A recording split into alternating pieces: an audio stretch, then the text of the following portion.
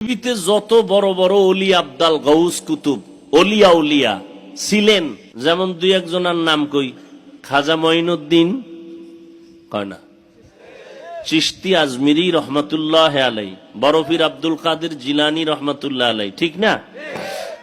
জুনায়েদ বাগদাদি, শায়েখ শিবলি, কুতুবুদ্দিন বখতিয়ার কাকি, এরপরে শাহজালাল রহমতুল্লাহ আলাই, শাহ পরান রহমতুল্লাহ আলাই, শাহ মখদুম রহমতুল্লাহ আলাই, শাহ আমানত চট্টগ্রাম, আমাদের বাগেরহাটে আছে শাহ খানজাহান আলী, মিরপুরে আছে শাহ আলী, আছে না নাই? বিবারিয়াতে আছে কেল্লা শাহ। আমরা এটির ইতিহাস জানি সব, যেই ইতিহাস এরা খালি চিল্লাইতেছে এরাও জানে না। এরা সবাই ছিলেন আল্লাহর খাঁটি অলি, খাঁটি।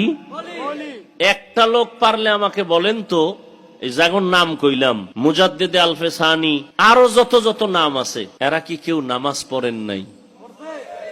এরা কি নবীর খাঁটি আশেক ছিলেন?